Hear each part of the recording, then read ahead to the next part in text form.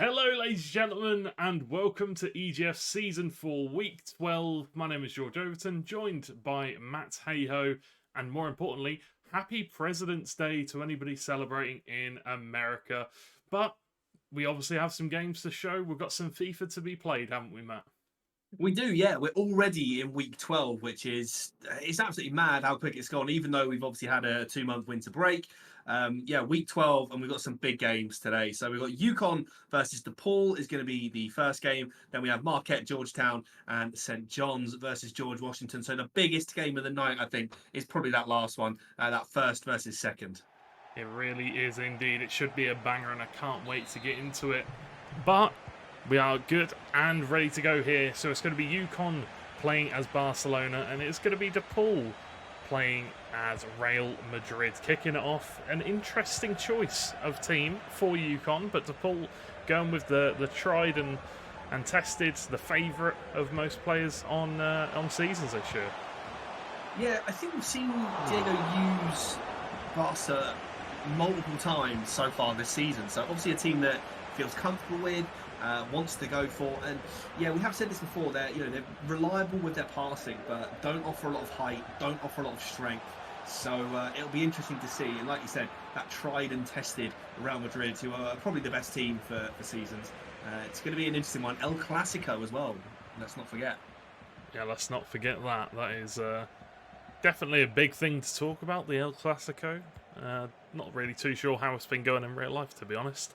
Haven't really been keeping up with the Liga Santander. Yeah, El Clasico kind of took a bit of a dive, didn't it, when obviously Ronaldo and Messi both left the league. So it always used to kind of be, Ronaldo versus Messi effectively. But yeah, not quite so much. I'm not really sure. Would it be Vinicius Junior versus, I don't know, who's maybe Lewandowski, but they're not really, they don't really have that rivalry at the same time. There is a good chance here for Barcelona, and Diego knocks that one home nice and simply, gets into the box, lovely little cutback, and it's Gavi who's there just inside the penalty box to stroke that one home. 1-0 to UConn. Yeah, great start for UConn, a good start to their Week 12 campaign, and yeah, they're going to be happy with that one, most definitely, but yeah, I'm not too sure, to be honest. Maybe Vinny versus, I'm not even too sure.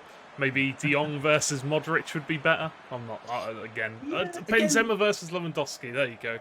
Yeah, maybe. They don't really have any sort of intense rivalries, though, anymore. Even players like, Ramos would have been in there. It would have been like Ramos and Piqué, players like that, not necessarily rivalries, but they were big players that were, kind of at each other. But yeah. Pedri and Valverde? I don't know.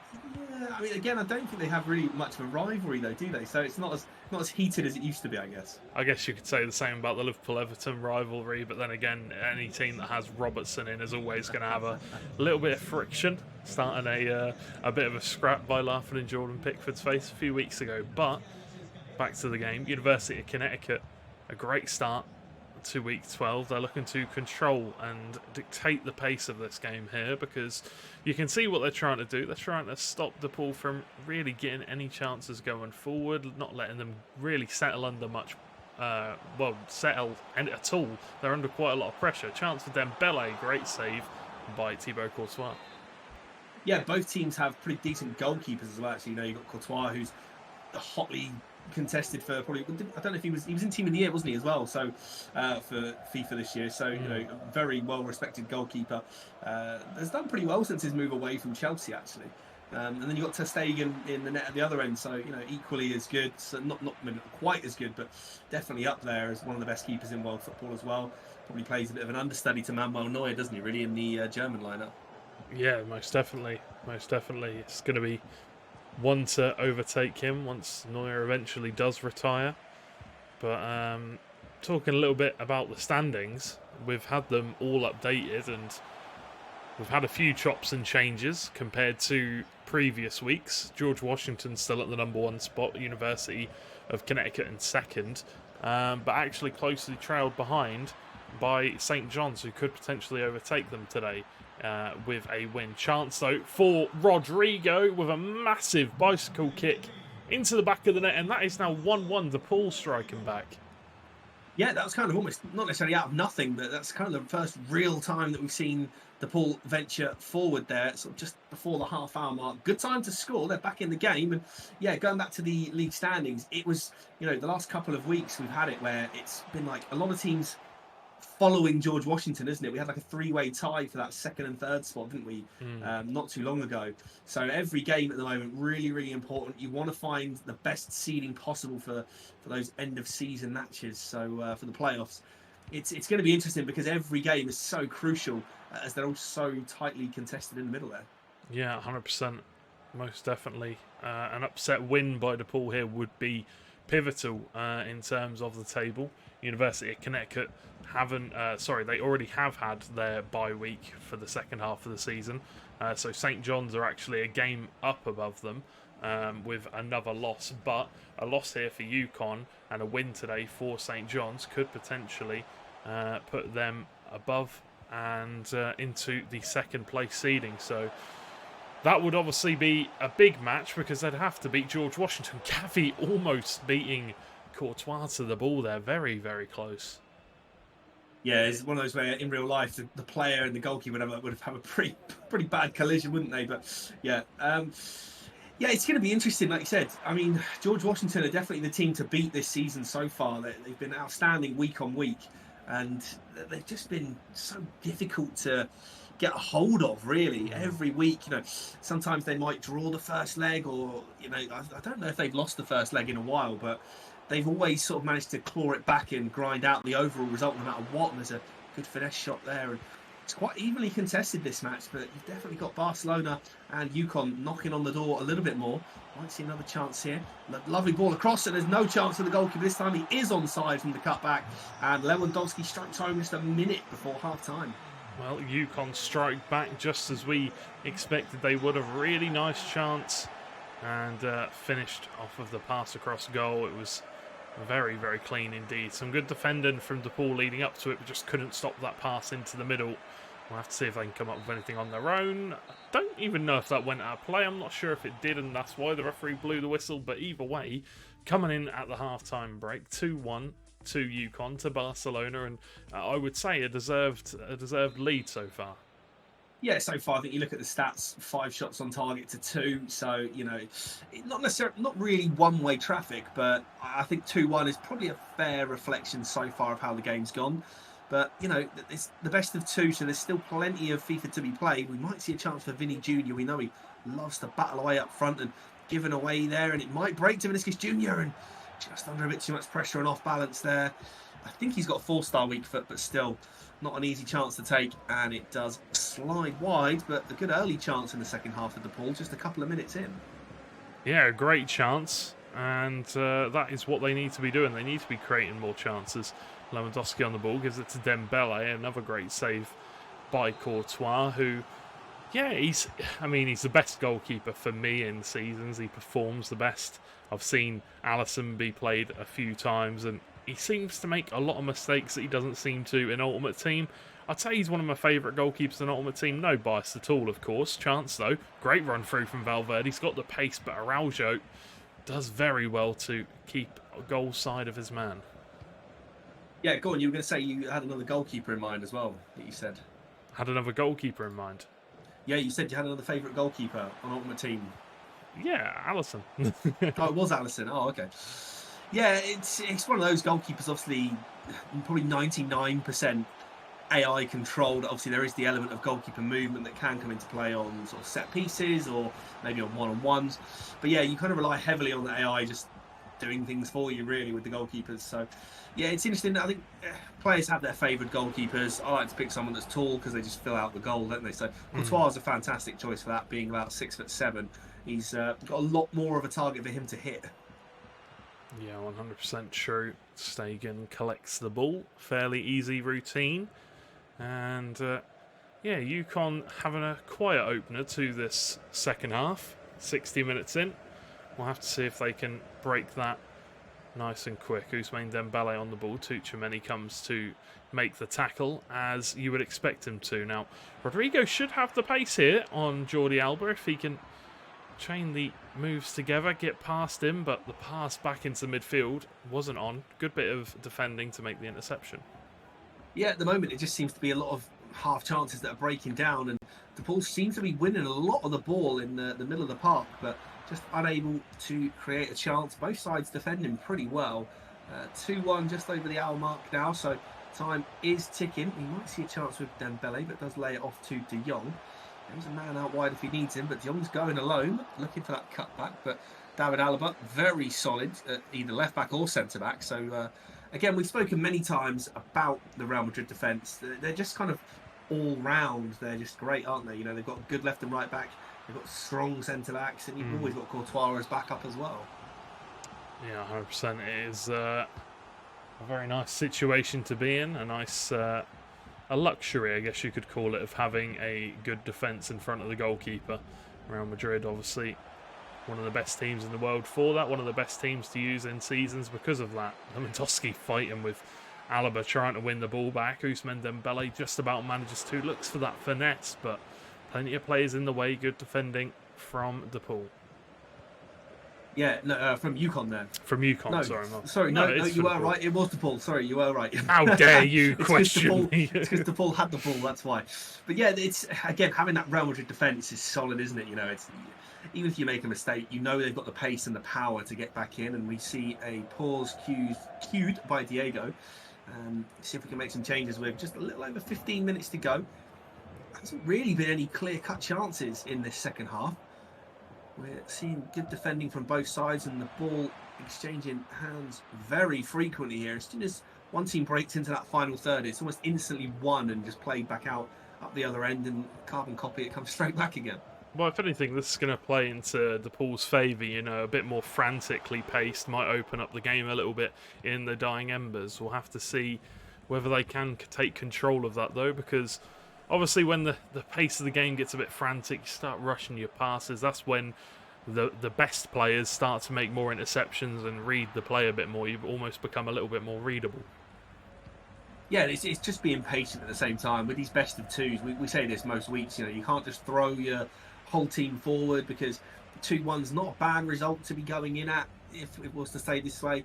3-1 makes it a little bit more awkward, but you always want to keep yourself in the game. You always want to win, don't you? There might be a chance here for Dembele. He is onside, and the pause will come in, but the DePaul find themselves 3-1 behind now, and that's a beautiful finish from Dembele straight across the goal, but totally unmarked. Yeah, totally unmarked, and that should be the best of one start. Well, the first game out of the best of two. Sorry, struggling to get my words out today. Win for UConn should be in the bag. A 3-1 victory in the first leg, and that victory will take them up to 12 wins in the best of ones. So they will be just one win away from tying up with George Washington there. Currently 2 overall best of 2 wins behind, though, so they would need to get those back somehow. But when you're 9-1, George Washington having an absolutely incredible season. I think this is probably the best record we've seen out of any team in EGF FIFA history, but a chance to make it 4. It's Rafinha, will miss the target. Yeah, DePaul now just need to ensure they keep within touching distance. You know, it's possible to come back from 3-1. At 4-1, you know, any game of FIFA trying to pull back a 3-goal deficit, it's not easy. You don't want to be giving the ball away in your own half as well. So DePaul, it's a difficult one. You know, do they just try and see out the game? Do they try 4-1 back? Try. Yeah, do you go for it? You've got to be careful here. That they do seem to be throwing bodies forward, but you really don't want to afford another goal. There's a big chance here. There's men over. Can he find the pass? He can. There's a chance. Ferran Torres makes it 4. And now, within sort of 3 or 4 minutes, it almost could be game over here for DePaul. It could be, but I feel like they definitely have it in their locker to spring that comeback, make that comeback happen. We'll have to see. UConn, obviously a fantastic team, and they are showing it here. Ferran Torres through, passes it across goal, but just about misses out on that one, and DePaul can take it away. You've got to look at DePaul, and they are definitely a team that they've been trying. They're coming up against very tough opponents, and they are fighting down at that bottom half of the table. They're trying to get up and bring themselves up it. A chance for Valverde, puts it in the back of the net, brings DePaul within 2, and that obviously means a lot for the aggregate scoreline. Just a 2-goal difference. Yeah, really big goal there right at the end. Great through ball. Split the defence. Valverde, I think it was, wasn't it, on the overlap there. Finding himself in a slightly odd position, really. He's not really a winger as such. I think he does have one card in Ultimate Team that maybe he's a right winger. But yeah, it's definitely a goal that could play quite an important part later on this evening, because 4-2 is definitely a chance to get back in this one now. But yeah, they kept fighting, and we say that about DePaul. They keep fighting to the end. Yeah, 4-2 now, so just 2 goals in it. They do need to go a little bit more aggressive, I'd say, in the second leg. But, you know, UConn, very solid team. There's a reason why they're fighting at the top end of the table. Yeah, it's 100%. They are fighting, and they're trying to go for that top spot. We'll have to see how they do in the second leg, though, because obviously every leg matters. And, you know, you win 2 legs here, and you do indeed go even with George Washington on legged wins. So that's obviously a very big thing for University of Connecticut to take into consideration going into that second leg. But before we do that, we are going to throw it to a very quick break. So go grab yourselves a drink and a snack. We'll be right back.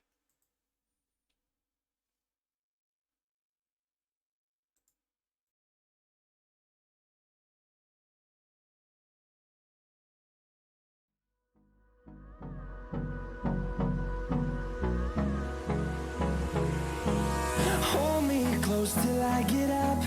Time is barely on our side. I don't wanna waste what's left. The storms we chase are leading us, and love is all we'll ever trust. Yeah, no, I don't wanna waste what's left. And on we'll go, through the wastelands, through the highways, till my shadow turns to sun rays. And on we'll go, through the wastelands, through the highways, and on we'll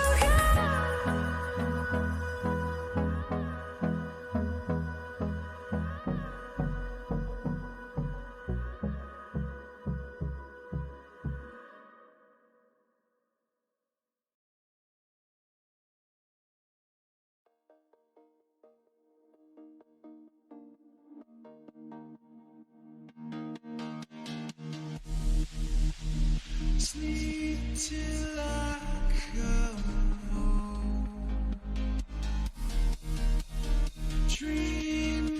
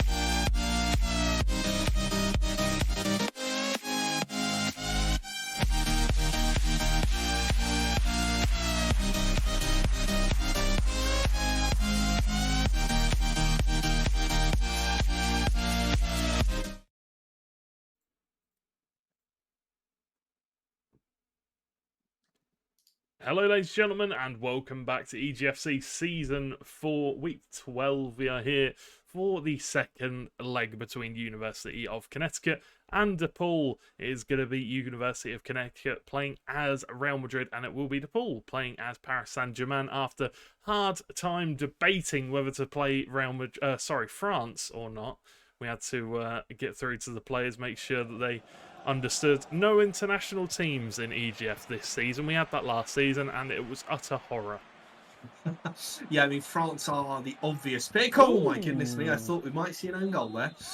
Yeah, France are the obvious pick for internationals. But, yeah, international teams slightly stronger than club level usually because they don't tend to have much of a weak spot. There's an outside of the boot shot that comes in and nothing doing. But yeah, UConn with Real Madrid, DePaul with PSG. DePaul 4-2 down at the moment on aggregate, so they're going to need something. And if they're going to do it, it's going to be with PSG. They've got the front line to definitely make it happen. It's whether or not they can withstand the UConn attack as well. Yeah, they've obviously got all the tools they need, really, with this squad. But can they link the pieces together? That is the question. As Dressagana gives it to Sarabia, one of the players that I don't really understand why he's in the PSG team. It's just, I don't know, they've just got so many random squad players that for a powerhouse team in Europe, they just, yeah, and for one that has so much money as well, I'll be honest, they don't have the craziest of squad depth. No, they definitely don't have the depth. I mean, you look at some of the players that they have on the bench, for example, not really offering as much as someone like Real Madrid, for example. You know, their squad depth's a little bit higher. But you're not going to replace Messi, Neymar, or Mbappe. But again, I've mentioned this on previous broadcasts that PSG just lack that midfield. Renato Sanchez is great for FIFA, but then, you've got Verratti, you've got Sarabia, Carlos Soler. They're not really players that you kind of think, that's a midfield that's going to win me a game. Exactly. That is exactly it. And we'll have to see if they can win any games for DePaul here. Vincinius Jr., though, uses that pace. Pass across goal. Nice and simple for UConn. Yeah, it's just one of those goals. Once Vinny gets down to the byline, once your defenders have kind of been taken out of the picture by Vincinius Jr.'s pace, it just makes it also easy, also simple for the opponent. Just pass it across, put it on a plate for the player running across goal. It's, yeah, just a clean, well-executed goal from UConn. Yeah, we see Vinicius Jr. quite a lot, don't we? Week in, week out on these FIFA tournaments that he, especially in EGF, he's incredible for some reason on seasons. He's absolutely unreal. Seems to have this hidden strength. We know he's quick, but he always just seems to be in the right place at the right time and creates chances. And again, like I said, that little burst of pace, gets around his man, puts it on a plate for someone else just to tap it in. And yeah, it's an uphill battle for DePaul. It's now 5-2 on aggregate, and it's going to be a tough one to fight back from here. 100%, Matt.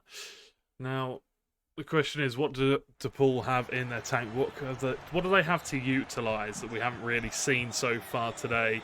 There has been a switch up of player. I'm aware that both players are playing on the same console, on the same gamer tag, so we'll have to see if there's anything they have to offer to pull DePaul back into this fixture, because it's still not out of the realm of possibility yet. We've seen crazier comebacks happen, and it is 3 goals, but we've seen them score a couple of times already in the first leg. Why not a couple in the second leg?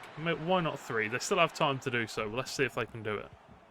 Yeah, plenty of time, and like we said, the PSG front line is arguably one of the best in the game, really. You've got Messi, Mbappe, Neymar, so definitely not lacking players up front that could turn this around. It's just getting the ball forward to them. There's a long pass from Verratti. They're looking for a switch of play to Hakimi. Even their wing-backs, they've got players that can get forward, and Hakimi will have a chance.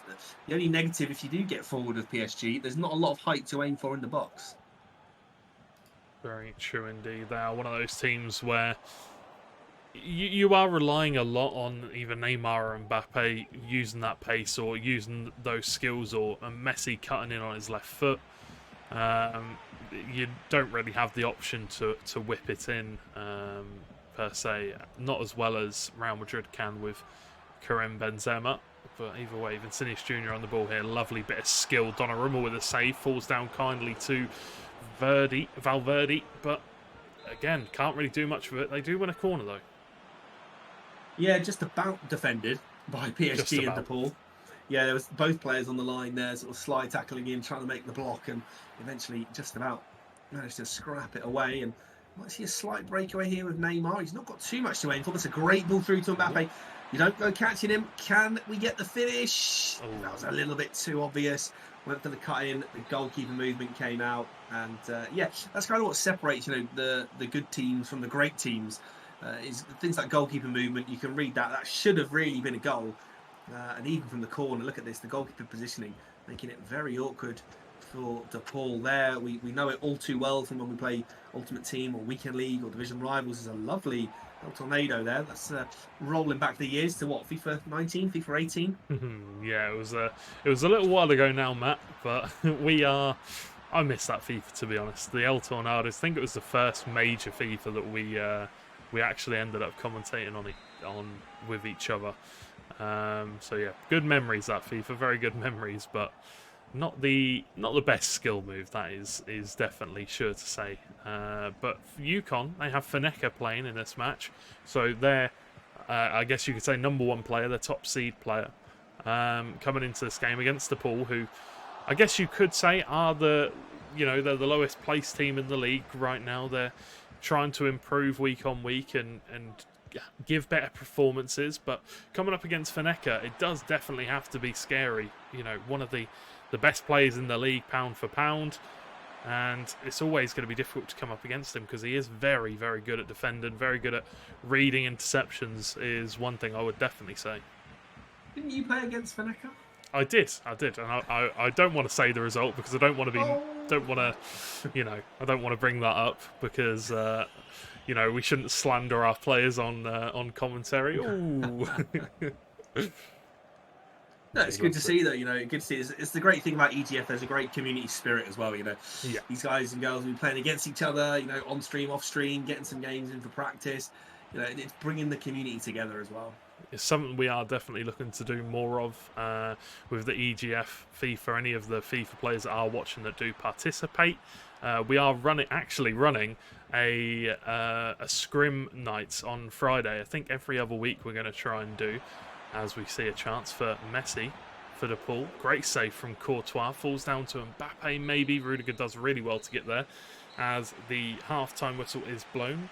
University of Connecticut currently winning by 4 goals on the aggregate scoreline, but currently 1-0 here in this game. No, they're winning by 3 now because it's 5-2. 3, sorry. Yeah, 3. Don't wish the result away just yet. Well, the thing is though, we've seen a couple of really good chances for DePaul. That one with the goalkeeper movement earlier there, and then a good save from Courtois right at the end of the half. But the stats again kind of paved the way for what the result has been. Really, they had 6 shots to 2 on target. You'd probably say again, do UConn probably just about deserve to be winning this one? Probably, because DePaul, although they've had 2 massive chances, have failed to take them. It could have easily been 2-0 at one stage to DePaul, but it's not to be at the moment.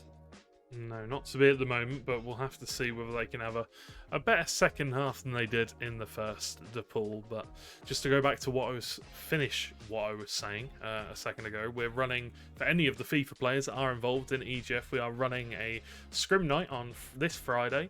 If anybody wants to come by, get involved, it's a good chance to get to know your fellow FIFA players, and also we're going to be doing some round robin stuff like that. Just a general opportunity for the players to improve and look to try and, get some practice in before the grand finals, because I think that's where it's going to be so important. It comes down to how you play on the day, how you play in that best of 2 scenario when everything is on the line, as Benzema gets a shot off, and that's another goal for UConn, just starting to dominate in this match now. Yeah, we've spoken about Benzema quite a lot, haven't we? When we've seen people using Man City, for example, saying how Haaland is great on his left foot but doesn't have that weak foot.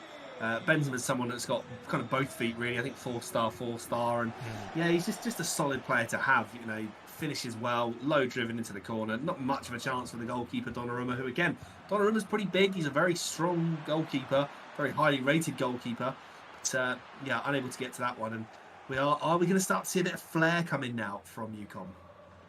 Yeah, we'll definitely have to see. It's, Feneka is definitely a player that likes to showboat in these kind of games where he's winning, he's feeling comfortable, but it is only 2-0. It's not like it's a landslide victory so far. DePaul are still getting chances. Neymar Jr. on the ball, nice little turn, but not enough power on the shot. Think it might have taken the deflection through, straight into the hands of Courtois, but more chances for DePaul is always good. Chances lead to goals, and you've got to take them while you get them.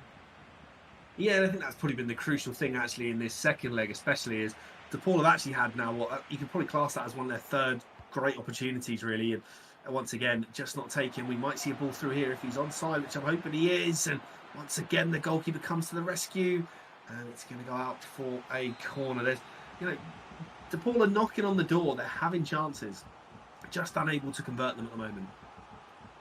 Well, they've got a good chance here from the corner. The goalkeeper has been moved out. Still doesn't look like there's any real sign of panic or worry. Might be looking for the full power cross, but yeah, unfortunately not quite far quite far out enough. Oh my word, stumbling over my words today. To really trouble University of Connecticut or trouble the goalkeeper, but still, DePaul are intercepting the ball fairly well here, getting consecutive chances, so you need to see them try to convert one of these opportunities. And, well, obviously they tried to convert all of them, but we'll see. Verratti on the ball, got many numbers in the middle if they can find them. Mbappe, surely, no! Courtois with another save.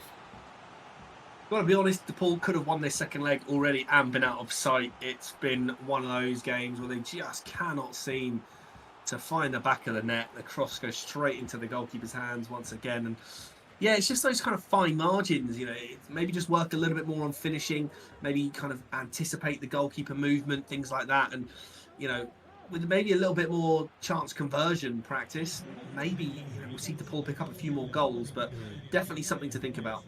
Yeah, it's tough, isn't it, when you come up against one of the best players in the league, so good at goalkeeper movement, really good at denying those opportunities, but also you've got to think Courtois, one of the best goalkeepers in the game. I would hedge my bets on saying that he is probably the best in the game. Renato Sanchez, not the best striker in the game, and yeah, that one's going to go wildly wide. Yeah, not got a left foot really. Again, that's kind of like your central defensive midfielder bursting through. Just the wrong player at the wrong time, really. If that was Neymar, Mbappe, or Messi, that ball would probably end up in the bottom corner of the net. But yeah, unfortunately, it was that man Renato Sanchez making a breakthrough. Yeah, not really who you want in that position at all, but doing well to create these opportunities to Paul, it does have to be said. Doing really well to get the ball in these positions. Just one of the things we talk about a lot is chance creation and shot choice and stuff like that. So just got to be thinking about those kind of things. Tony Cruz, though, wins the ball back. Great interception. Shoots straight at the goalkeeper. Donnarumma able to make a routine save. And DePaul can now look to build out from the back and go on an attack of their own, where Messi breaking through. Alaba able to defend fairly well. Yeah, again, it comes down to that. Although we've spoken about the Real Madrid defence, how good it is, and actually, UConn have defended, I'd say quite averagely in this one. Feneka probably won't mind me saying, probably hasn't defended that well. Probably should have conceded a couple, and finally, we do get a breakthrough. Lionel Messi on that right foot, smashing that one into the top corner there. And finally, DePaul get their reward. I think, they've had plenty of chances. They could have scored probably 4 or 5 by now. Just hasn't been the case. But, that's their reward for their perseverance. Yeah, most definitely. And although it's got to be said, UConn have been, well, they've got the scoreline. I wouldn't necessarily say they've been the better team so far this game. DePaul definitely have been doing their shift, putting their shift in, and they got themselves a goal, but they probably could have had a few more. That's offside once again.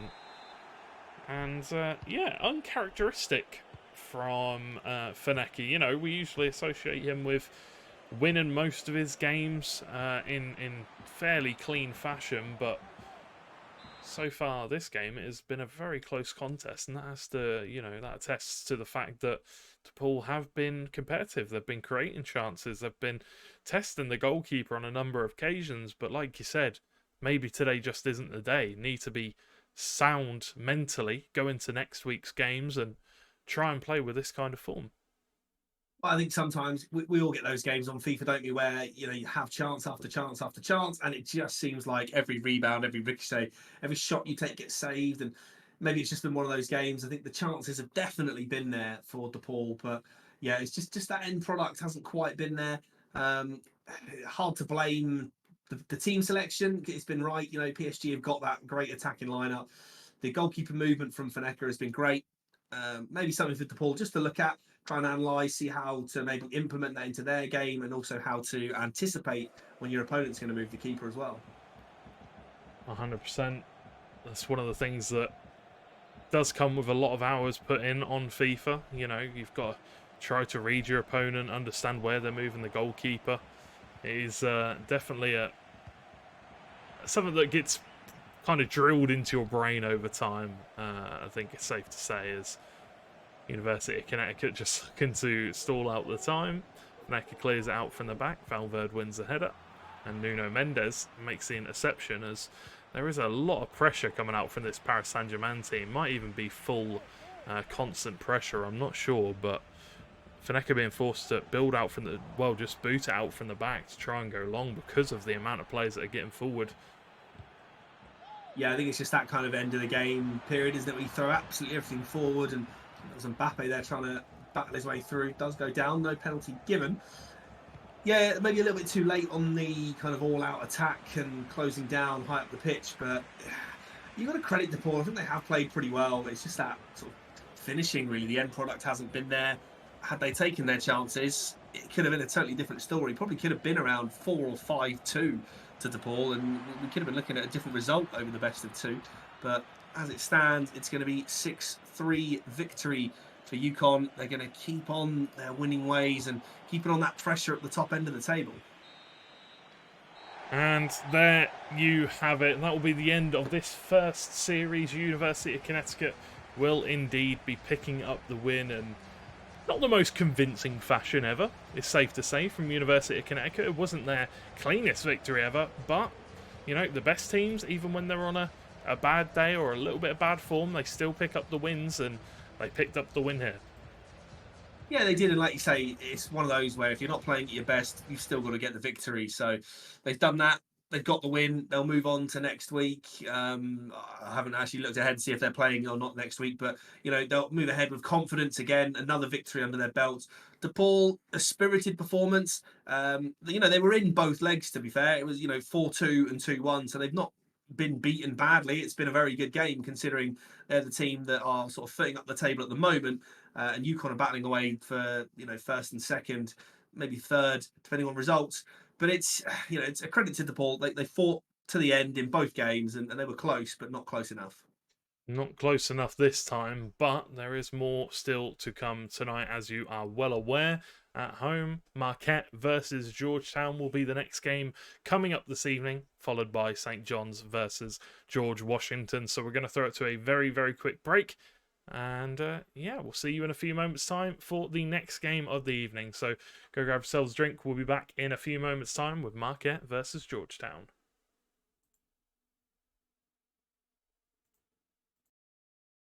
All we'll ever trust, yeah. No, I don't wanna waste what's left. And on we'll go, through the wastelands, through the highways, till my shadow turns to sun rays. And on we'll go, through the wastelands, through the highways, and on.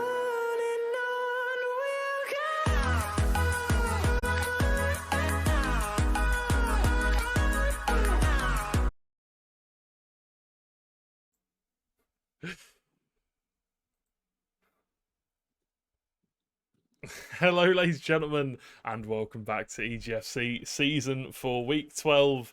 My name is George Overton, joined by Matt Hayho. We're here for the second series of the evening. It is Marquette versus Georgetown. Georgetown are playing as Real Madrid, and Marquette are playing as Real Madrid. Marquette in the white, and Georgetown are in the blacky grey kit, the blackish grey kit. I'm not too sure. I think it might just be the black kit, but either way, it is their away kit. Yeah, it's becoming a bit of a feature at the moment, isn't it? Everybody seems to have picked up on the fact that Real Madrid are the team to be. And yeah, we're getting a lot of Real Madrid selections now coming in. But it's, you know, it's one of those, it's hard to pass up the opportunity to pick Real Madrid. There's some lovely 1-2s here with Benzema trying to sneak forward, just couldn't quite find his way through. But they win the ball back again very hard at the pitch, and the chance did occur there for Vinicius Jr. Thought actually the shot was maybe rushed a little bit, could have maybe taken a touch or two and got a bit closer to the goal. Benzema on the ball. Gratify makes the interception with David Alaba. As Luka Modric spins the ball forward, his Croatian man Benzema with the strike and just about manages to squeeze it through. Courtois will hang his head in shame, thinks he should have done better, but Marquette will be thrilled with that one. That is the 1-goal lead going the way of Marquette.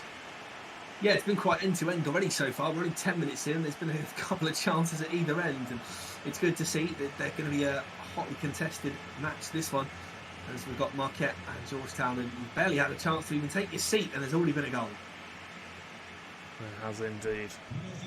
Modric loses out on the ball. Good tackle from Alaba, and the ball has been intercepted once again. Karatify, I also played this last week, just gone by. Played him and Feneka in the same night. He did host, so there was a little bit of ping disparity, here we go. Chance for Karatify to put Marquette 2 goals ahead, but Georgetown with some solid play once again. The excuses coming out, blaming the connection. No, I mean, I guess the connection from US to UK is never the greatest, is it? He won by 1 goal, all right? No, I think he beat me 7-2 in the second leg. Yeah. Nightmare. Well, who knows? Maybe one day we'll have a commentators team as well. We'll see. You never know. That'd be quite fun. I would have to be the hard carry, I think. You wish. But either way, Ferland Mendy makes the tackle, goes into touch, and we see the same on both sides. Ferland Mendy on the same side. Karatify likes to put Mendy at the right back position on this with this Real Madrid side. Whether it's going to work for him, we'll have to see. Benzema whips it into the box, and Alaba can claim it down onto his chest. Fairly easy, but it definitely wasn't easy. It looked easy though. Yeah, well, Mendy's one of those. He's got 5-star weak foot, so you can play him on either side of the pitch, and he'll do a fantastic job. And like you say, when it's Real Madrid versus Real Madrid, you're almost cancelling each other out down this near side. As I don't know if it's Vinicius Jr. down here as well. I think it's actually Rodrigo, isn't it? But it's almost like you've both got exactly the same teams, so it's always down to the individual players to decide who's playing in what position, what formation they're using. There's a lovely little chip there, and Courtois, not the easiest man to chip at 6'7", but the attempt comes in and he tips it behind for a corner. The corner is wasted. Yep, it is indeed, but maybe can make better usage of it next time. We'll have to see. There will be plenty more chances in this game, but Benzema has been played through on goal. Courtois comes out, does indeed make a bit of a collision with the goalkeeper, but eventually Courtois manages to make the recovery, make the second save, I guess you could say, and get it away. Yeah, it did well. It was a close one to being offside, but it must have been pretty tight, and the referee's assistant not raising the flag. So it was a really good opportunity there, actually. Maybe a good chance missed for Georgetown. And we might have another chance here, though, with Rodrigo breaking down the wing. Lovely cross to the back post. And this is Junior drills it across. Courtois unable to get anywhere near it, but he didn't need to. Inches away from being 2 goals ahead here, Karatify. Good start to the game, strong start to the game with the first goal, but definitely needs to score a few more if Marquette want to feel safe in this game, as Georgetown a team that can make comebacks happen out of nothing. We've seen it happen plenty of times before. Will we see it happen again here today? Karatify on the ball, going to take the long shot with Modric, but Courtois well positioned enough to come out, make the save, and make it look nice and simple. And Marquette still looking to try and score more, but so at Georgetown. Benzema through on goal, 1-on-1 with the keeper. Great save from Courtois. Comes down, wins the header. Resilient play from Karim Benzema to bring us back to level pegging at 1-1 now. Yeah, never gave up on that one. I was quite surprised, actually, that none of the defenders managed to really challenge for that header. And we know that Benzema's pretty good in the air, but when you've got the likes of Alaba, you've got Rudiger in there, even Mendy. I'm not sure who was challenging during that time, but you've got solid defenders who should do better there. And it's a good interception at the near post, and Legal Eagle getting away with that one as the goalkeeper just picks it up. Yeah, yes indeed. Karatify going to want to bounce back from the equaliser now. Benzema looks for the pass to Modric, manages to run all the way through in a very delicate, nice, clean pass to Benzema from the Croatian. And once again, Marquette have the lead. Yeah, really good cutback there. It went for a little earlier and it was intercepted at the near post. And almost a carbon copy as he goes through, and there might be another chance here. Modric looking to try and make it 3. Can he find the shot? He's doing some skill, and it is given. It was a very delayed reaction there. I think it was a foul, to be fair, but the player actually went down a lot later than maybe the contact suggested. And Benzema now with a chance to make it 3-1. The shot comes in. What a penalty right into the top corner. No chance for Courtois. And we see Karatify and Marquette now take a 3-1 lead coming up towards half time. Yeah, that 2-goal break, that little bit of distance, that little bit of daylight that you want and need to have in EGF, and that will definitely feel good for Marquette going into the second half. You can see there Benzema already with a hat-trick, 5 shots, 3 goals for that man.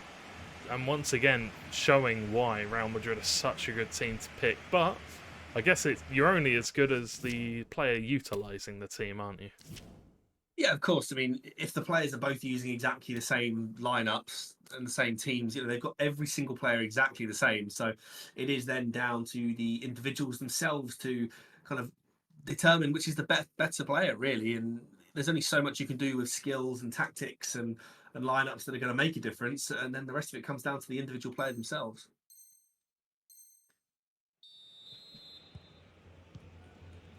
My headset seems to have died, Matt, so I'm not really too sure what's going on right now. Feel free to continue filling.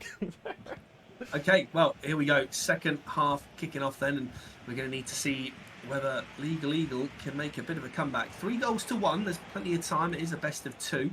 And we'll have to wait and see if the Real Madrid versus Real Madrid lineup will show us any more goals. It's been pretty tight so far. There's been chances either end, and Karatify's definitely been taking them. Is there another chance? Doesn't use Benzema this time. Tries to go alone, but a good save from Courtois. Hello. We do have... Are you back now? I am indeed. My headset has been put on charge. Wireless headset, never get them. They always die right as you don't want them to, but anything interesting happen? Well, we had a good chance there, breaking through on goal, but yeah, Karatify this time opted not for the cutback or pass across, went for the shot, and the goalkeeper made the save. So, yeah, good start again in the second half for Karatify. We have to see if Georgetown can find their way back into it with Legal Eagle. Breaking forward, but unable to find some space. It's difficult because, you've both got the same lineup, so there's not an awful lot you can do differently to your opponent. Yeah, 100%. 100% agree. As Karatify wins the ball back, though. Modric looking to maybe go for a La Croqueta, not too sure, but didn't quite come off. Good defend. Oh, excuse me, hiccup. Good defending there from Georgetown, from Legal Eagle. As, 2 goals down. You're against one of the veterans of the league in Karatify. There's still a chance here for you to bring this one back and to bring it back to level pegging for your team before you get into the second leg, or you bring 1 goal back. It's only a 1-goal deficit going into the second leg. Karatify is Marquette's number 1 seeded player, so he's their, I guess you could say, their captain. He's the leader of their team. So going 1-0 down against them going into the second leg would not be the biggest loss ever. But Valverde with a chance to bring it back to that 1, and the shot came out. I was thinking maybe going to look for the pass. Yeah, it's all about that decision making, isn't it, when you get to the final third? We saw it in the last game with DePaul.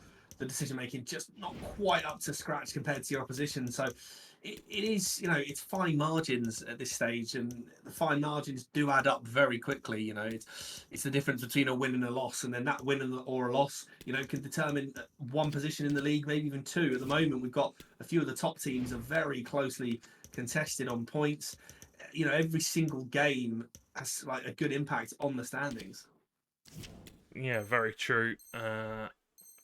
You know, it's such a tight league at the moment.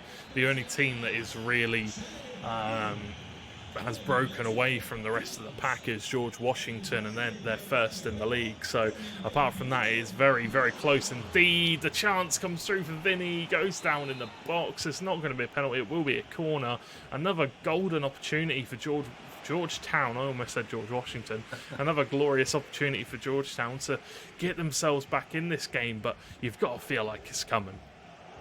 Yeah, they are knocking on the door. They're having chances, but at the same time, you've now got to make sure you don't concede, because Croatify has been pretty clinical going forward with 3 goals already in this one. It was a pretty early first half hat-trick, wasn't it, for Karim Benzema? So don't let the ball get to that man again. And it does, and it's squeezed through. It was actually Modric in the end that was squeezing through. And let's see here if Legal can make the break, but again, you've got Mendy on that side. Maybe look to come down the other wing, because we know that Ferland Mendy's an insane defender. You know, he's fast, he's strong. He's a pretty good. I think he's 5'11", so you know he's a good height for FIFA. There's a chance here though. Can he get it onto his right foot? No, he went for the low-driven shot at the near post and couldn't pull it off. I'm not sure if there's a lot of goalkeeper movement coming out from Croatify, but it does look like whenever Legal takes a shot, it looks like it's just going straight at the goalkeeper, so just needs to look at that a bit more maybe. Benzema comes out, the goalkeeper, and when you bring the goalkeeper out that far, only one thing is going to happen, and it's going to be going back to the centre spot to kick off once again after a massive, massive goal for Marquette to bring them to 3 goals ahead now. A very nice lead, going to be looking comfortable going into that second leg.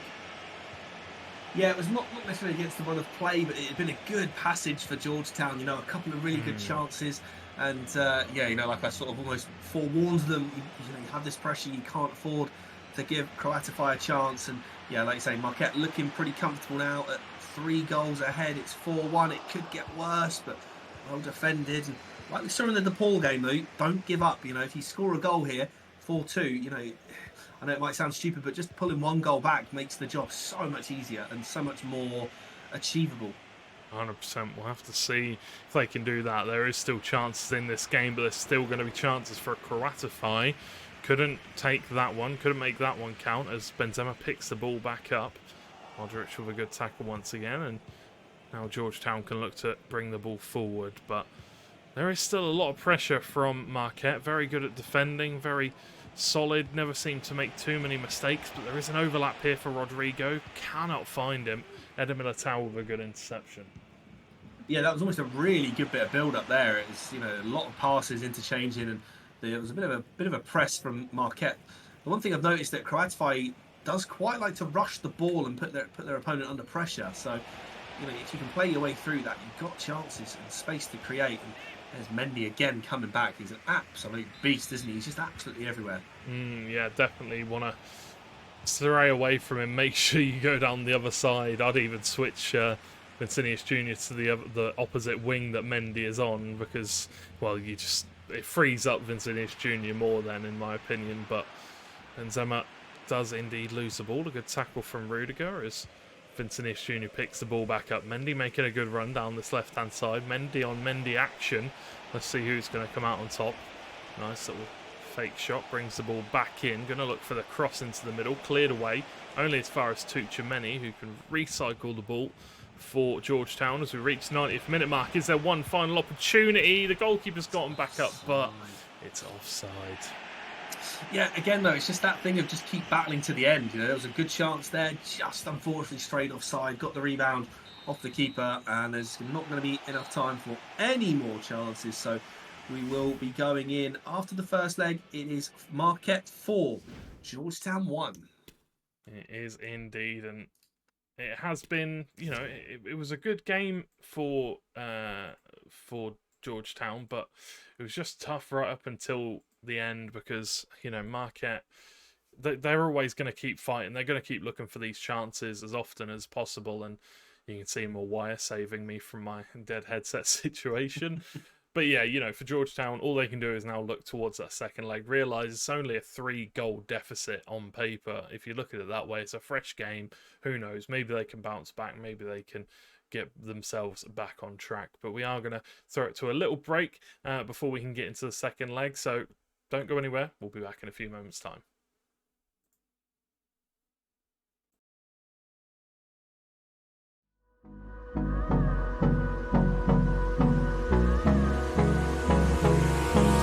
Hold me close till I get up.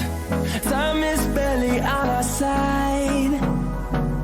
I don't wanna waste what's left. The storms we chase are leading us, and love is all we'll ever trust. Yeah, no, I don't wanna waste what's left.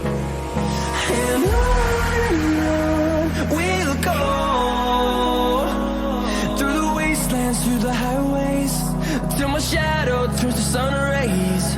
And on we'll go,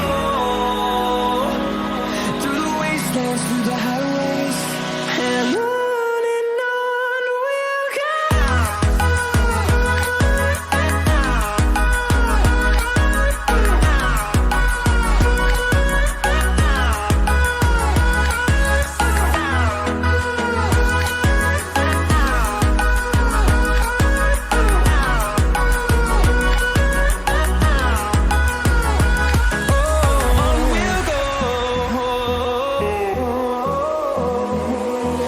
finding life along the way, melodies we haven't played. No, I don't want no rest. Echoing around these walls, fighting to create a song. I don't wanna miss a beat. And on we'll go, through the wastelands, through the highways, till my shadow turns to sun rays. And on we'll go, through the wastelands, through the highways, and on we'll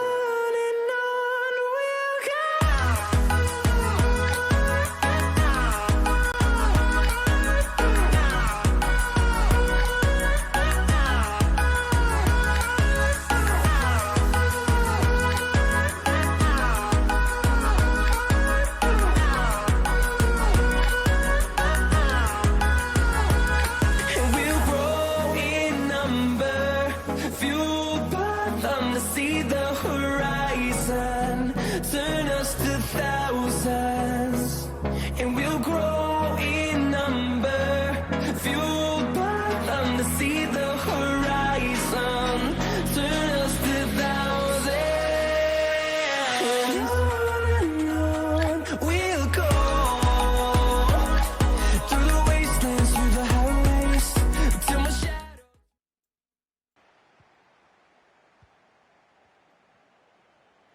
Hello, ladies and gentlemen, and welcome back to EGFC Season 4, Week 12, second leg here between Marquette and Georgetown. Georgetown currently trailing by 3 goals. It was a 4-1 win for Marquette after the first leg. Let's see if they can bounce back and try and find a way back into this one. It's going to be Felix playing for Marquette, and it's still going to be Legal Eagle playing for Georgetown. So could be a chance here for Legal Eagle to bounce back. You know, he's just been playing a game. He's going to be fresh. He's playing up against Connecticut, one of the best players in the league. You know, it's a big opportunity here for Legal Eagle to say, right, you know, I've been playing against your teammate. I'm coming in okay form. I looked good in the game, but things didn't necessarily go my way the entire time, and could look to bounce back here. It's only a 3-goal deficit. Yeah, that's it. Like you say, off the back of a 4-1 defeat, but there was definitely a few chances in there, so the game could have been closer.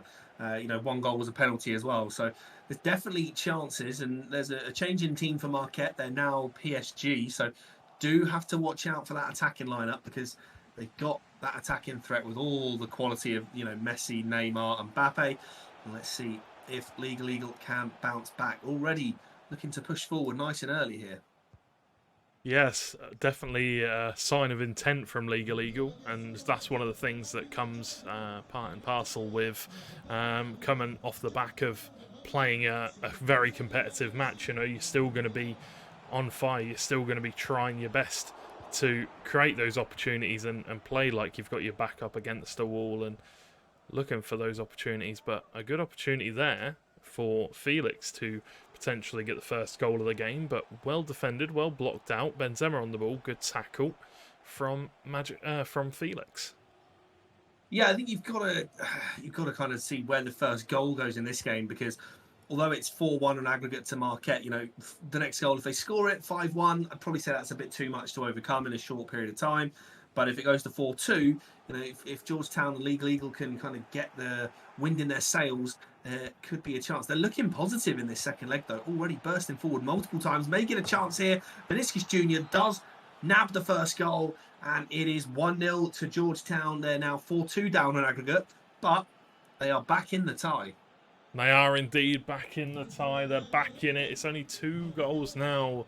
The difference between this and getting a draw, getting into that golden goal, that final third leg. You never know. It could happen. Week 12.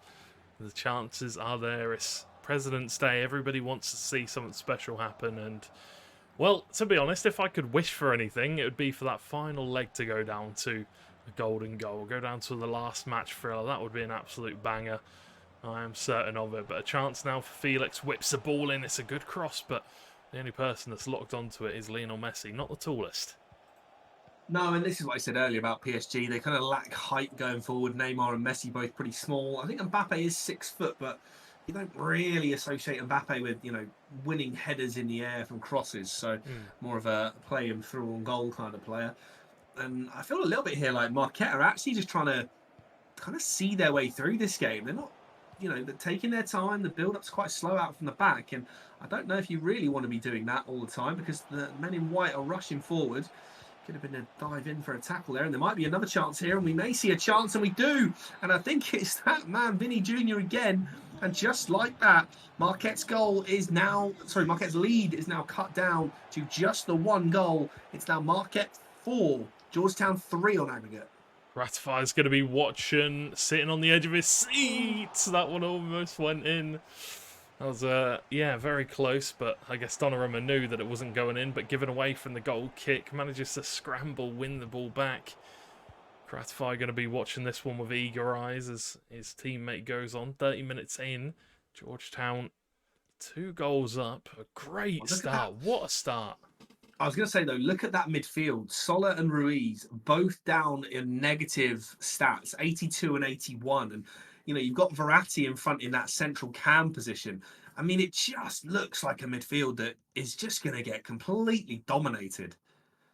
I mean, it's true, isn't it? It's such a weak midfield when you're playing Verratti at cam. It's a little bit troublesome. Obviously, Di Maria leaving Paris Saint-Germain. It definitely seems like a much hollower team.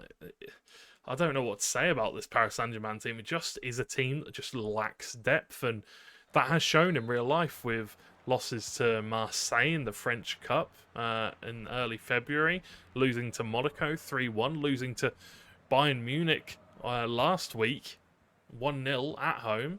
It's a tough time for Paris Saint-Germain. They're really going to have to rebuild, and seeing the front three obviously looking like they're going to break up as well. Messi touted to, what a goal that is from Vincinius Jr. I should have been more concentrated on that than I was talking about Paris Saint-Germain in real life. What an absolute superb finish to bring Georgetown level pegging now at 4-4 on aggregate. 3 goals to 0 here in the first leg. Just 34 minutes in, Georgetown off to a cracking start here in the second leg.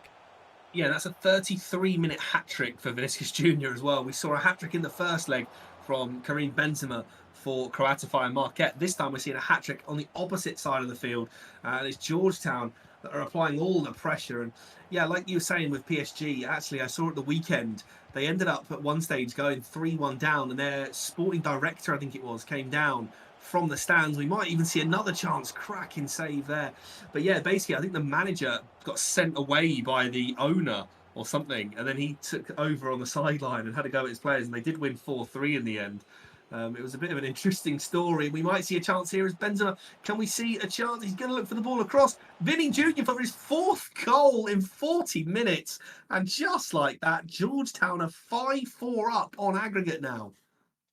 Yeah, it's tough, isn't it? It's so tough. Georgetown doing absolutely superbly to hold their heads, to hold the head high, to continue going on, just fighting their way through the games and to bring it back to level pegging here in the second leg. It was exactly what I said needed to happen. You just got to hold on in there. You've got to suck it up, realize that you're playing against a very difficult player in the league, and you just got to hold on as long as you can, get into that second leg, and then show exactly what you've learned from that first leg.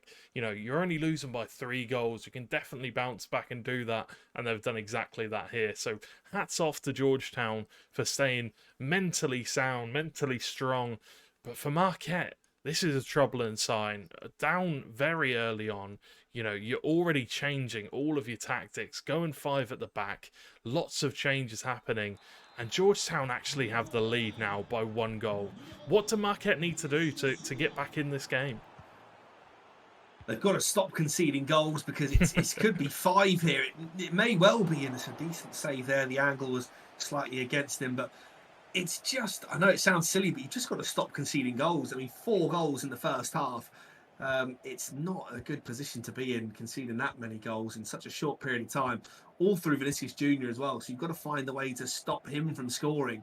It's one-way traffic, and you've got to say that Georgetown have deserved to make this comeback and take the lead, and they might be on the hunt for another one, but the referee blows the half-time whistle. It's 4-0 in this one, and it's 5-4 on aggregate now to Georgetown. Sorry, they were 3 goals down. They're now 1 goal ahead. Yeah, you look at this on paper. We're looking at the match facts. We're looking at the way the game's played out. Marquette just can't seem to break through Georgetown's defense. They can't seem to get a solid bit of play going, and when they do, it just ends up with there being a last-ditch tackle, or the goalkeeper being called out to collect it, or the ball's being crossed into a team that doesn't really have a target man. It just, the way the game is playing right now for Marquette just seems to me that there's no real game plan right now. They're not really too sure what to do, maybe just a little bit panicked. Need to just take a second to breathe, just to think about the way you want to play with this Paris Saint-Germain team. You can't be crossing it into the box willy-nilly, because Mbappe just won't get there. Messi won't get there. Neymar or Messi is the player crossing the ball, and Verratti's about 5'2". Yeah, they're not a team that's blessed with height, and it is kind of, you almost need to play to the strengths of the team that you pick as well. And again, it might sound silly, but like you mentioned, you can't be crossing the ball into those players. You might get lucky with Mbappe. He is 6 foot, but he's not really known for his sort of heading prowess. He's more of a player that you play through on goal. And again, Messi probably not that quick anymore on FIFA. Doesn't really possess that silky dribbling like he probably does in real life. We're going to see any chance here for PSG breaking forward. And here is Messi with a bit of dribbling, and the defender lunges in there. And that's just about enough for Legal Eagle, who I think, in my opinion, Legal Eagle's just got to keep up the pressure, because 4 goals in the first half, absolutely in the driving seat. Might see another chance here, breaking through. It's Valverde this time. It's a good save. The rebound is drilled into the side netting. Yeah, tough rebound to get. It's a tough angle. Difficult to get it with the right amount of power, the right amount of precision. But yeah, just going back to, well, you see there, 7 shots to none in favour of Georgetown. Very stellar performance so far from Legal Eagle. Needs to keep this up, and we'll see how he does. But Hakimi on the ball, plays it into the middle, and there is the play that Marquette were looking for. Get down to that byline, play it in the middle. We saw it work for them in the first leg through Kouatify, and now Felix is starting to feel it out a little bit, starting to realise what's what and where it is, and we've seen them draw back to level pegging now, and well, with a 3-goal advantage they had going into the first leg, it's definitely not going to feel good, as there's a chance and a great save once again. Yeah, good opportunity there, and again, a good save. It's one of those at the moment now, so we're all square again here. 4-1 in the first leg, and now reverse 4-1. Got to say, though, Legal Eagle has shown plenty in this tie to suggest he's going to run out victorious in the end. It's just going to have to see how he goes, though, because the second half, It's definitely switched a little here. Legal does just about enough. And again, it's just having the players like Mendy in defence that you can rely on. If you get into a bit of trouble, you know they're going to be there to help you out. 100%, definitely agree with you on that one. There was a really nice bit of room out wide for Ferland Mendy if they could have found him. And wow, not sure where that's going. It would have actually stayed in play potentially. It might have just rolled out. Oh, but the ball's getting given away. Oh, need to be careful. Courtois dives on it. I think that one maybe scared me more than it probably scared Legal, but you know, risky for sure. Yeah, even so, you don't want to be giving up free chances, and there's a lovely bit of speed and acceleration there from Benzema, and absolutely clinical. And for the first time in this game, we for Real Madrid especially, and for Georgetown, we get a different goal scorer that isn't Vinicius Junior. Yeah, Benzema finding the back of the net, and I mean, I might be wrong in saying this, but I don't think Vinicius Junior would have been able to finish that one. It was, you know, that was one of the ones where it requires a clinical, deadly finish, and you know, Vinicius Junior is good at putting the ball in the net through, you know, these nice little angles where he gets to power it across goal. But one-on-one with a goalkeeper, you know, you got to shrug off the defender a little bit as well, and then just low drive it down to the goalkeeper's right. Very technically clean finish from Kareem the Dream. Yeah, we see the pause come out from Legal. It is 6-5 on aggregate. Legal has definitely got Georgetown back into this one and in the lead. So we'll have to see what changes will be made. Do you go to shut up shop? I feel like you just carry on because the attacks are there. There's men over, and it's a lovely interception there in the middle.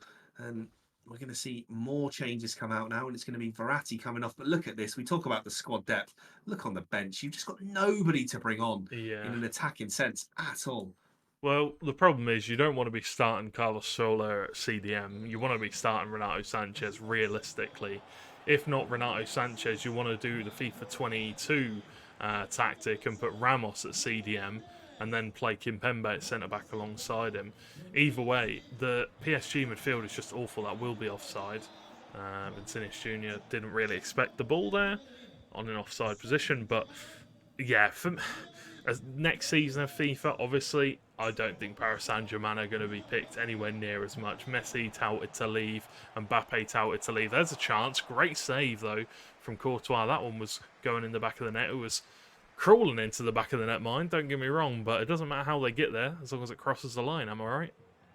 You are right indeed. And we're going to see Rodrigo breaking down the wing now. I feel like a goal for Legal could seal the deal, and there's a chance, and there it is. It's Benzema popping up again, and it is 6-1 now.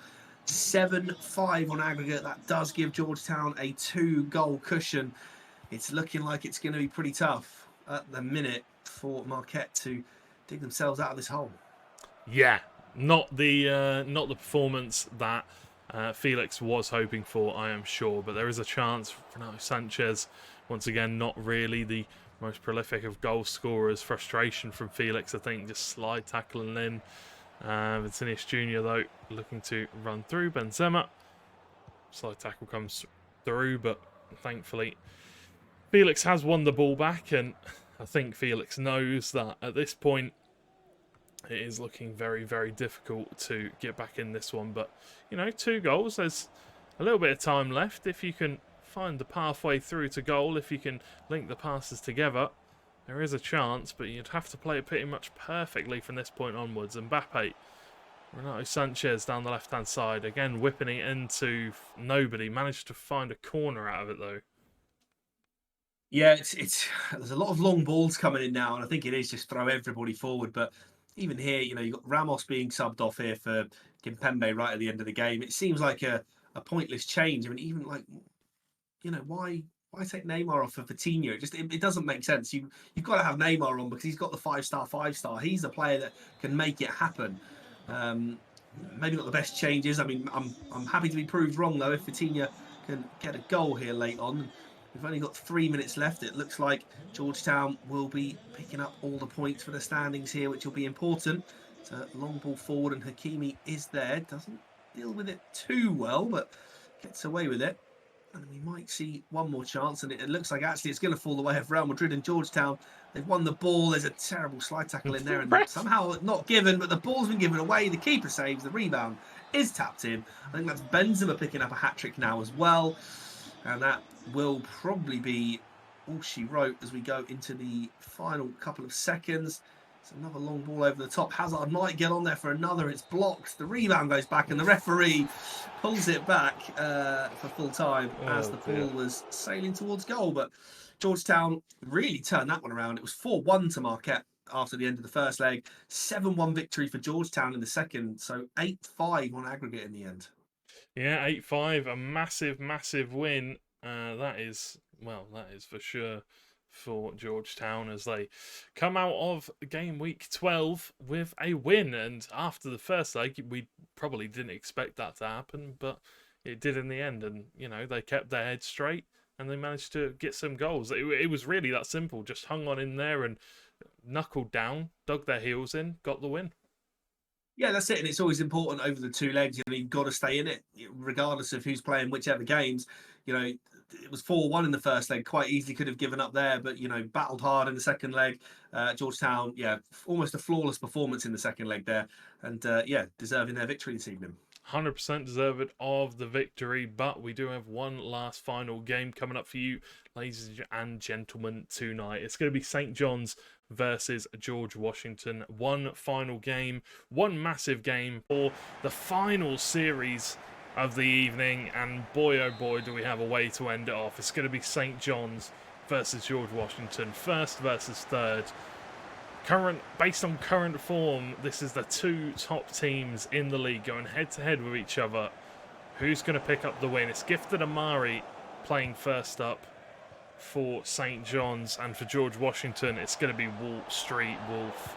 St. John's are going to be hitting it up in the Man City, and on the other side, George Washington going to be playing as Real Madrid. Chance early on for George Washington, buried in the back of the net by Karim Benzema.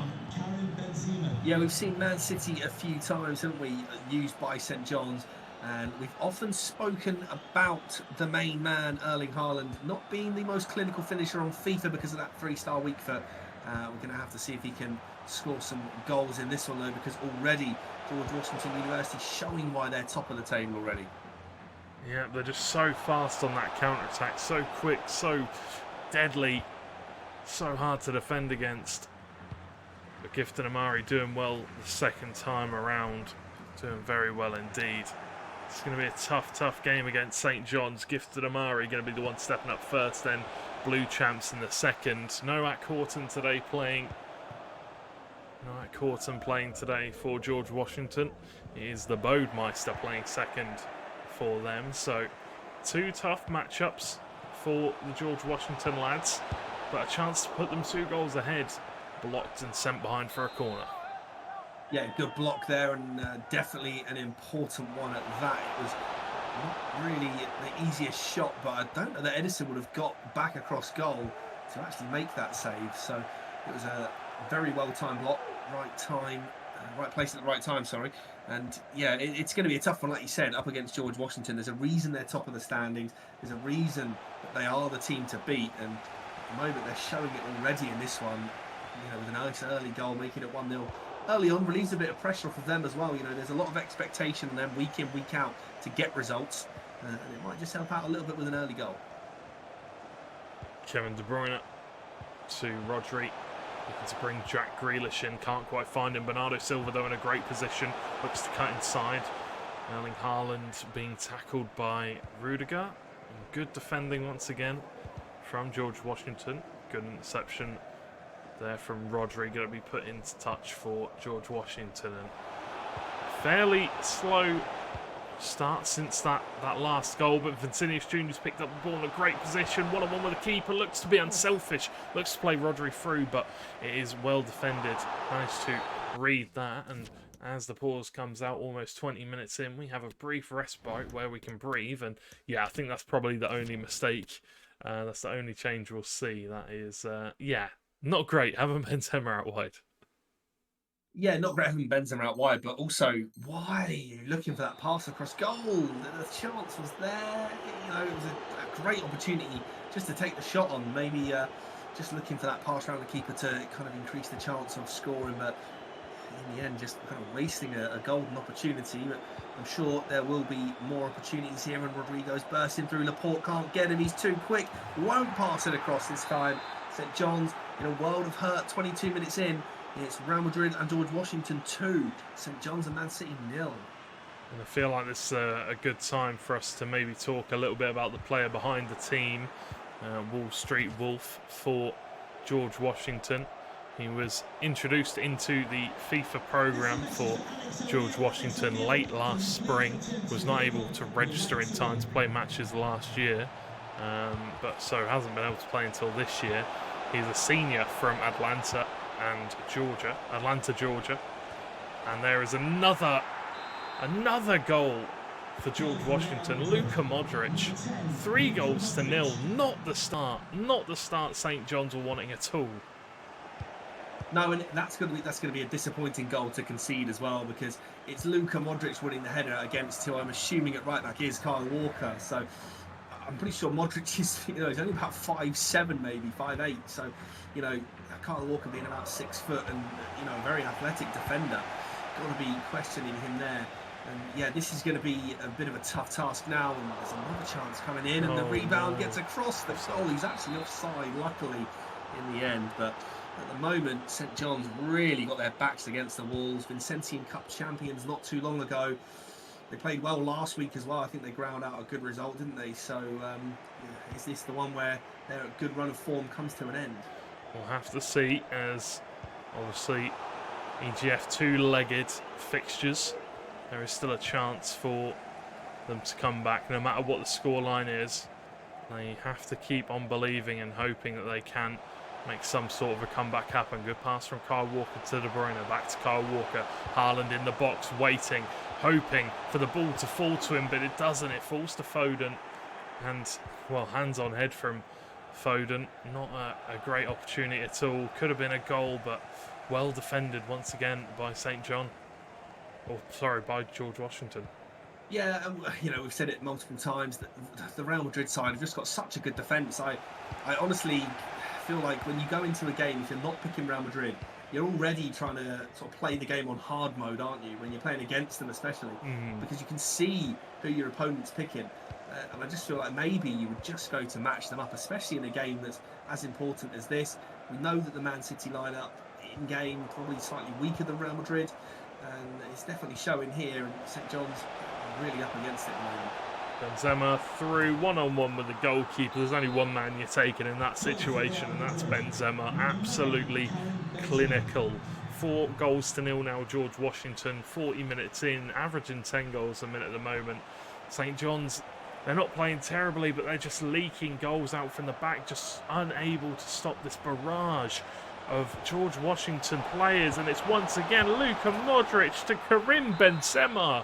And that is 5-0 now. Real Madrid 5, Man City 0. This is not the way we expected this one to go.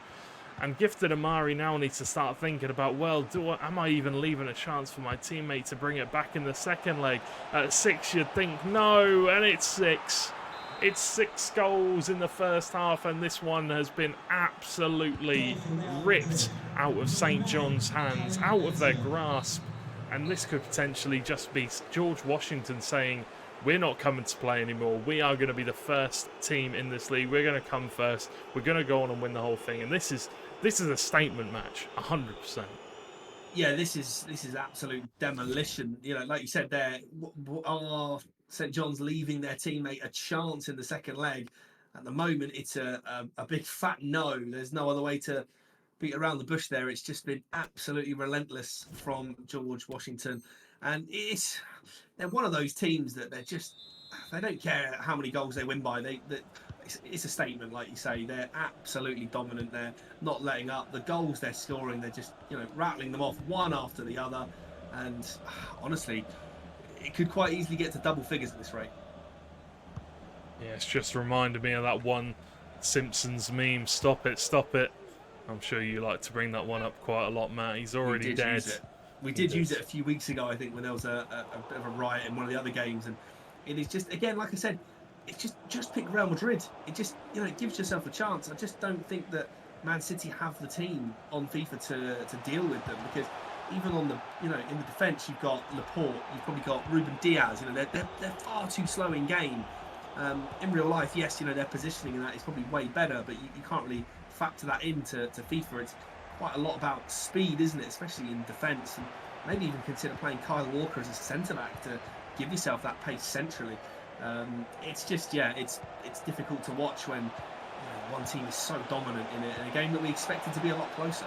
We did indeed, and it doesn't look like George Washington want to stop. They're still looking to come forward and create more opportunities, and you can even take that point and look at the attack of Man City as well. You look at the likes of Rudiger, Haaland, obviously 89 pace, very, very fast, but when you take into it the pace that gets deducted when you're on the ball, does Haaland really have that much to make up for it? Well, he has the finishing to make up for it, and that is a goal for St. John's. That's going to be some pressure, some tension, some stress relieved, and, well, it's one goal back.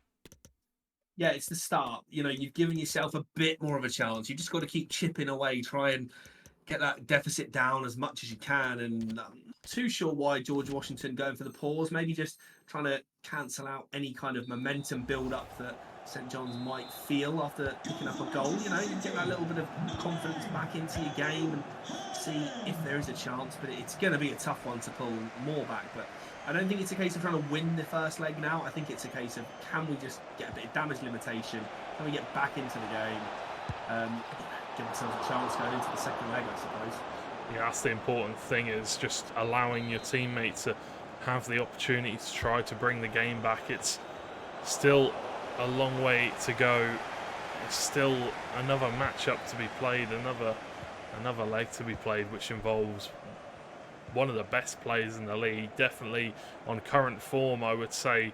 Got to be first or second in the league for being the best player, especially based on the amount of history that Blue Champs has in the tournament. One of the most accomplished players we have here at EGF, and if anybody can make a comeback happen, it is him. So Gifted Amari, I'm sure, will be in communication with Blue Champs, speaking to him, trying to find a way around this game, because right now we've seen changes made, we've seen a few little substitutions made or tactical changes from Gifted Amari. We'll have to see if any of them can help bring this game back into their territory. But once again, Wall Street Wolf just showing his skill, showing how dominant he can be, and bringing it back to a 6-goal advantage for St. John's. This one is just absolutely incredible performance from Wall Street Wolf. Hits the post on the effort by Benzema.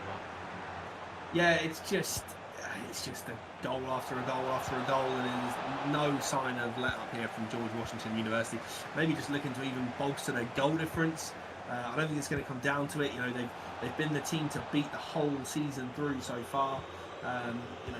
Showing once again why they're the top team and why they're probably going to take the top seed. It just doesn't look like the other teams around them just don't seem to be that close. Yeah, that is definitely true. And there is another one. It's 8-1 now. Vincinius Jr. finding the back of the net. This George Washington University team have so much depth. They have such a crazy amount of fabulous players. You talk about the top teams. I think they've got the most amount of players on the books, the most amount of players registered to play in this tournament. They have, I think it's 5 or 6 players. So they have just absolutely massive talent pool of players that can come in and make an impact and have different play styles. And Wall Street Wolf, absolutely one of the top players on their books. And you've got to look towards that second leg. Blue Champs is such a great player, is such a talented player, but 7 goals coming up against Bodemeister, one of the best players again at George Washington, the top team.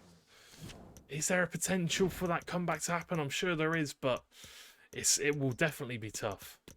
I mean, never say never, but yeah, 7 goals is, you're not really being left much of a chance. And it's difficult because George Washington, whilst we're saying that, they're so good, they deserve to be at the top of the table. They they always don't slip up, do they? I think what was it you said? You said that they're 9-1 in the table so far. So, you know, it does take something pretty special to beat them at all. Yeah, it's definitely true.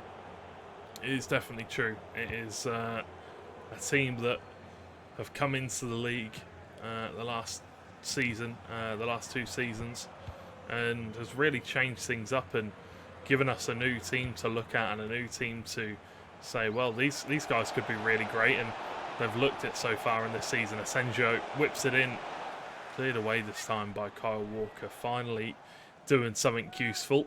Hasn't had the greatest of games, Kyle Walker. Needs to work on the pace a little bit, but Benzema with a chance. Well defended by St. John's as the barrage of George Washington players still coming forward, and it's another corner. Yeah, I mean, even though we're getting late into this game, you know, what we're in 83 minutes, you know, there's just no let up at all. It's just constant, let's keep attack. And you just think by now they would just see the game out and maybe showboat a little, you know, have a bit of fun. But it's just absolutely business as usual right to the end of the game. There's just no let up at all. Already looking to get Blue Champs is looking keen, already getting involved, looking for the invite straight away. So Blue Champs maybe just trying to play a little bit of the psychological game early on, just show that he's very, very keen. I'm not sure that it's going to help too much, but I guess for Blue Champs, it's a case of, can I win the second leg? You know, maybe not going to pull back 7 or 8 goals, but can he just get the win if it does go through? You say that. He managed to beat Croatify 7-0 last week, Blue Champs. So, you know, one of the absolute best players in the competition. If anybody can do it, Blue Champs can. But coming up against Bodemeister will be incredibly, incredibly difficult. Take nothing away from Wall Street Wolf this game. An absolutely incredible performance. Gifted Amari, not had the best of days, but there is, you know, in these kind of losses, there's always a lot that you kind of can look into, and the goalkeeper's just absolutely in no man's land. That's number 9, and that is an 8-goal lead for George Washington going into the second leg. And yeah, it's a routing. It is well and truly a routing that we did not expect. Yeah, like you say, on paper, in the standings, a game that probably should have been a lot closer, but yeah, it was just one-sided pretty much from start to finish, and it really doesn't give Blue Champs much of a chance to turn the whole game around. But, you know, like I said, can he go out there and win the second leg? That's kind of the main thing. If he can pull 8 goals out of the bag, that'll be fantastic. But it's going to take a lot. First step, getting the lead, you know, look to try and win that game at least. Yeah, very true indeed. But we do have to send it to a very quick break before we get into the second leg of action and see whether Blue Champs can be the champ he is and pull back some sort of miracle for St. John's. We'll have to wait and see, as, you know, that right there is quite a ridiculous lead going in favour of George Washington. But we are going to throw it to that quick break right now, so we'll see you in a few moments' time with the second leg between St. John's and George Washington.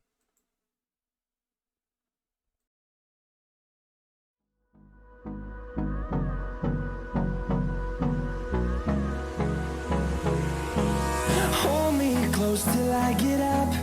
Time is barely on our side. I don't wanna waste what's left. The storms we chase are leading us, and love is all we'll ever trust. Yeah, no, I don't wanna waste what's left. And on we'll go, through the wastelands, through the highways, till my shadow turns to sun rays. And on we'll go, through the wastelands, through the highways, and on we'll go.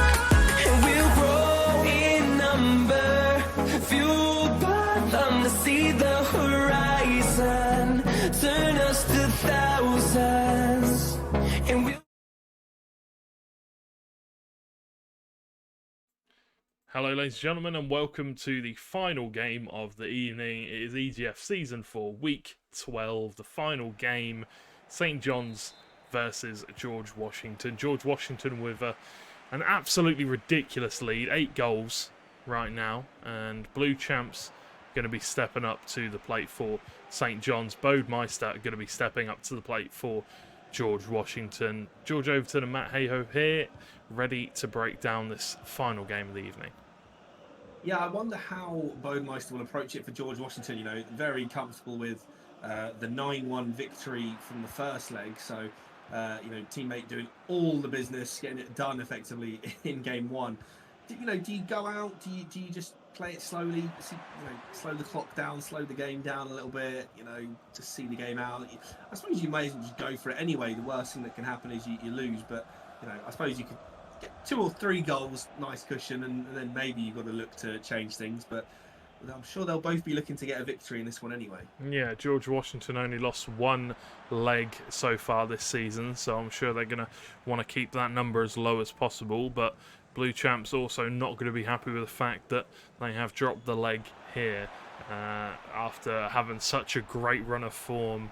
After the winter break, running it into the Vincentian Cup, picking up the dub in that, and then picking up the dub in back-to-back weeks. So we're going to have to see how he gets on here in this matchup. But immediately you can tell that it is going to be very, very difficult for him to mount that 8-goal deficit comeback. And Bodemeister definitely not a player to sleep on at all. No, and I think, like I said just before the first leg finished, it's a case of can Blue Champs go out and just win this leg for St. John's? It's not going to be easy. And like I said, though, they've been in a good run of form all in all. Winning the Vincentian Cup, getting back-to-back wins in the game weeks that followed that. So, they've been looking pretty good. It's just, unfortunately, it's just you're playing against top of the table, and there's a good reason they're top of the table, and they're absolutely showing it once again. Week in, week out, they've performed, George Washington. Like you said, only losing 1 leg so far. So, they're the team to beat. They're looking likely to be picking up that #1 seeding coming the end of the season. So, again, going to the playoffs, they're going to be a tough team to beat at any stage. Yeah, 100%. As Rodrigo comes down the right-hand side, whips it into Benzema early, just on the edge of the box, but well defended once again as we get a little bit of a break. I can talk a little bit about the Bodemeister. He's a junior at George Washington University, and this is his 2nd year in the team, along with Captain Ak Horton, who is out today as he is out of town on vacation. Ak Horton wanted to slip something in there about himself. You can tell. He sent me a load of little facts about the players, and he hasn't put anything about himself in there other than in there. Made sure he got his name in. Yeah, nice to have a little break. I wonder if he's gone anywhere nice, or just maybe seeing friends or family or something like that. But yeah, always good to have a nice little break as well. So maybe he'll come back refreshed for next week as well. We will have to see. As I'm not too sure who he's going to be coming up against. Chance for Blue Champs, but a good save from the goalkeeper and played out from the back by the Bodemeister. Very well played there.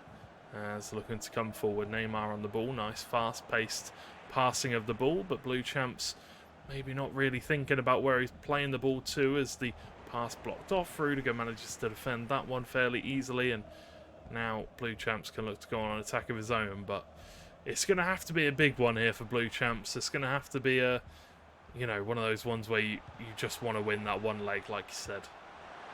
Yeah, I think, we almost know going into the game you're not going to win the overall fixture, being 9-1 down after the first leg, but there's always that kind of thing of let's just bounce back with a victory, and you can end the night with a win, carry that form into next week, hopefully get out on the practice field. There's going to be a chance for George Washington breaking down the field with Neymar, cutting in, but well defended there by Blue Champs. And you learn more from your losses than you do your victories, they always say. So when you play against these good players, you've got to look, what are they doing right, what are they doing wrong, and that's something else they're doing right is corners as well. They're scoring from every opportunity this evening. Yes, indeed. George Washington taking the 1-goal advantage here against Blue Champs and St. John's. Fantastic start to the game for them as they look to continue just that 1 loss in their legged defeats. It's only one team has ever beat them in a leg, but we'll have to see if that can happen here today. St. John's still within a chance of breaking that. Benzema, Rodrigo, back to Benzema. Plenty of players in the middle if he can find somebody. It's it's Eden Hazard, not Luka Modric. Didn't even know Hazard was on the pitch, to be honest with you, so that's a surprise. Yeah, there's not been too much to sort of shout about so far. There's been a couple of half chances for Blue Champs, and to be fair, there's only really been that one chance for the goal, really. So it's been quite a tight game, and I suppose Blue Champs has to take something from that and say, I'm playing well. At least it's not, as bad as it was in leg one. But there's still chances. Just looking for the cut across goal, might get a chance here. The left-footed shot comes in, and we're all square once again. Eden Hazard, who you've only just noticed was on the pitch with his first real contribution, now picks up another contribution, and this time he finds the back of the net. Yeah, being used more week on week, Eden Hazard, and coming up trumps here once again for Blue Champs, who will now be looking to find a way back into this game. Level pegging now with almost the end of the first half coming our way, but still plenty of time left, still in a full second half to come.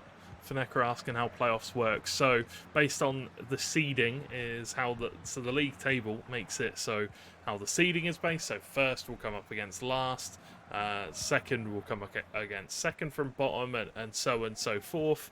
And I'm pretty sure it's single elimination, best of two. So yeah, I'm pretty sure that's how it works. And then into I think the semi-finals and finals are best of 5. But yeah, again, it's been a while since we had the Season 3 final, so I'm a little bit rusty on the playoffs rules and how the brackets go down. But either way, we reach the half-time whistle, and it is 1 goal apiece here between George Washington and St. John's. George Washington, they won the game in the first leg, basically. Well, they didn't win it in the first leg, but now that we're at the halfway point, it's 1-1. They kind of won it from the first leg, but yeah, it's a rough day if you're a St. John's fan, isn't it? Yeah, it's one of those where the tie was pretty much done and dusted after leg one. 9-1 in the first game. It's difficult to see any kind of comeback with that, regardless of who's playing for either side. So you've got to just say to St. John's, that the Blue Champs has come in doing well. Just keep yourself in the game. If you can take a leg off of George Washington, that's a huge thing. If you can kind of back yourself to beat anybody, it's just great to have that on your CV for the season as well, isn't it? Beating top of the league, only lost 1 leg so far. You'd be in kind of an elite club if you can take a leg off of them. 100%. And how much does this say about George Washington? They aren't even playing their captain today. That is how confident they are going up against St. John's. It's a massive fixture for them, and to have the confidence to go without the captain. I know he's away on vacation at Corton, but so they don't really have much of a choice in the matter. But still, to put up this kind of performance without your captain, it is absolutely massive. Having the confidence and confidence in not having your captain there. Usually the captain's the person to keep your head straight at all periods in the game, and yeah, it just goes to show how impressively strong this George Washington team is. Maybe even the strongest team we've had full stop in any EGFC FIFA season. Well, that's the thing, you've got to have that strength in depth, as we might see another chance there, but it's well defended.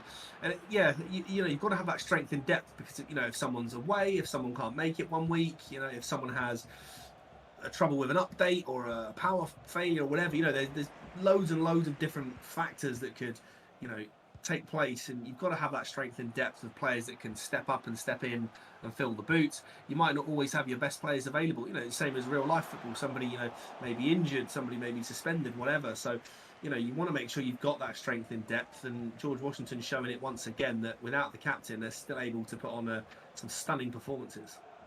100%. And a little bit more about the players, a little bit more about Bodemeister coming from Alabama, as we see a chance potentially for Blue Champs. Great save from the goalkeeper. Will go out from the corner as we see Eden Hazard stepping up to it, whipped into the middle. Well defended, it looked like, but Rudiger going to be the man to step up to the plate and manages to put it in the back of the net. It is a clinical finish from the German, a goal poacher, a true goal poacher.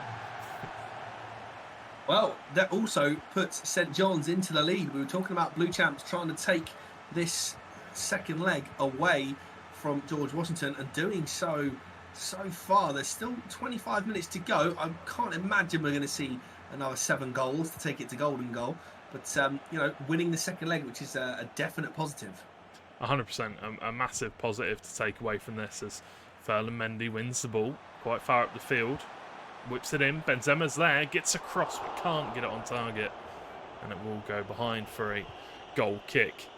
So the Bodemeister comes out of Alabama, a lifelong Southampton fan, which is an interesting choice. But they beat Chelsea at the weekend, 1-0 at Stamford Bridge. I rate it. You don't go for the top 4. You don't go for a big team. It shows how much of a true fan you are. Bodemeister is viewed as a team's tactician and is a FIFA Ultimate Team sweat. A little bit like you yourself used to be, Matt. Yeah, well, I mean, if you're going to get those 16, 17, 18 wins each weekend, you've got to be at in your best your the whole way dreams, through, son. and that is a horrendous challenge. Maybe a red card sneaking in here. Last man, I mean, I think my best this year has been 18-2. I think I can't honestly remember. I've played so many weekend leagues, you kind of forget eventually what your best results are. But yeah, regular 16 wins at least this year. Yeah, definitely. I think it was a red card. It was last challenge. So it was a tough one, and you've got to suffer consequences there. Might be a chance here. George Washington are really going to look to stop having that. They don't want this defeat to go into the loss column, do they? Because they've only lost 1 leg so far. They are losing here, but you've got to say St John's have given them a chance to get back in it now with that red card. Yeah, the red card's a big one. It's going to be so difficult now for St John's to hold on. They're going to have to make changes. They're going to have to swap things around. And you can see just the differences between George Washington here and the team that was previously playing. What team was it? My mind's gone completely blank. It's almost midnight here. Marquette and Georgetown playing. Georgetown were obviously, we saw the lineup for Paris Saint-Germain for Georgetown. I think they started off with Ruiz playing and Carlos Scholler. But looking at this version of PSG, this iteration, we're seeing.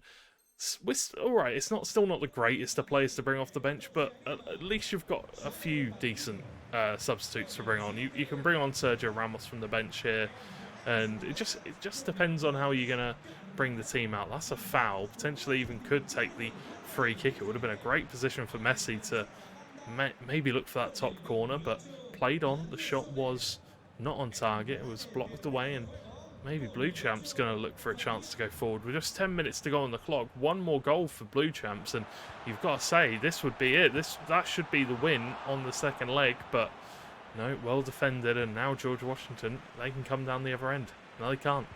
Yeah, it's been end to end, isn't it, as well? Going down to 10 men, you've got to say Blue Champs has probably got a bit of a task, but still looking to get forward. And like you say, a goal now would almost seal that victory.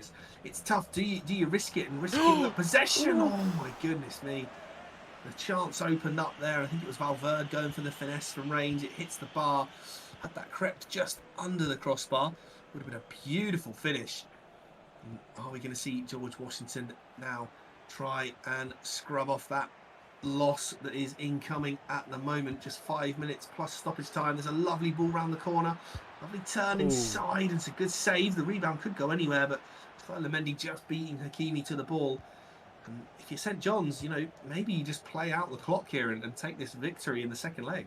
Yeah, the thing is, on paper, it's still going to go down as a loss for the full result. So it's still going to feel like a bit of a spit in the face, I'm sure, for the St John's players. But they're going to still look to try and defend out this second leg win, and maybe even keep going forward. Who knows? Or maybe they'll time manage it. I'm not sure. I'm sure Blue Champs will probably look for more. But either way, 90 minutes in, added time being added on. It's going to be 2 minutes. Not long to go here in this game, but it's been a great game week, to be fair. Some uncharacteristic losses, some surprising wins, and another great week of EGF action wrapped up. And there could be one last goal in it, and there will be. It is going to be Blue Champs. Benzema's going to celebrate like he's won the World Cup, but the aggregate scoreline says otherwise. Blue Champs playing very well. 3-1 the result is, going up against the Bodemeister.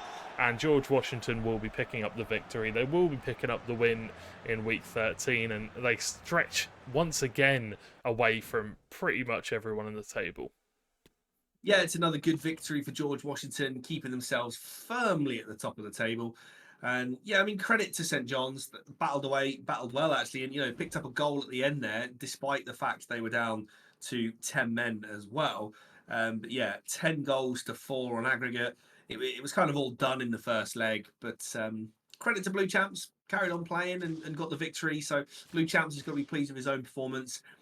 Maybe just got to work on the overall team as well. We did say, George Washington have that strength in depth.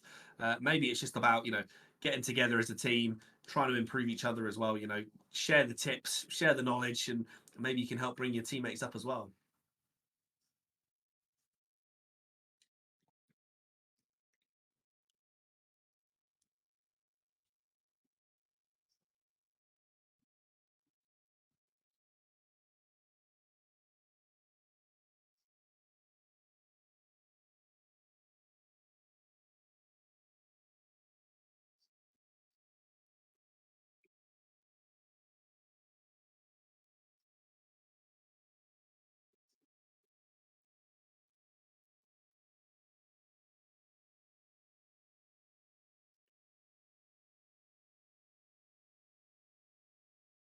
Yes, obviously we've got 6-2 to Yukon. It was kind of a game that we expected to go that way.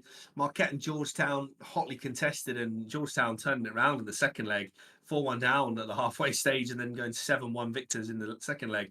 And yeah, the 10-4 at the end there. Credit to Blue Champs, won the second leg, but yeah, the damage was done by George Washington.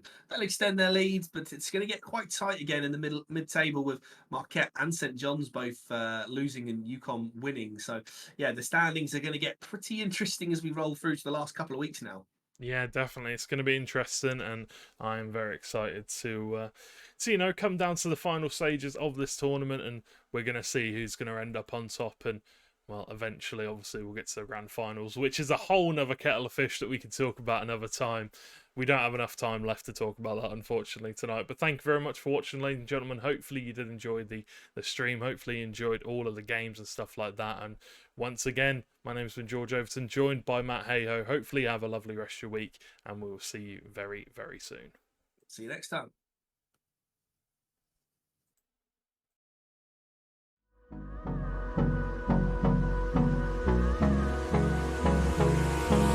Hold me close till I get up. Time is barely on our side. I don't wanna waste what's left. The storms we chase are leading us, and love is all we'll ever try.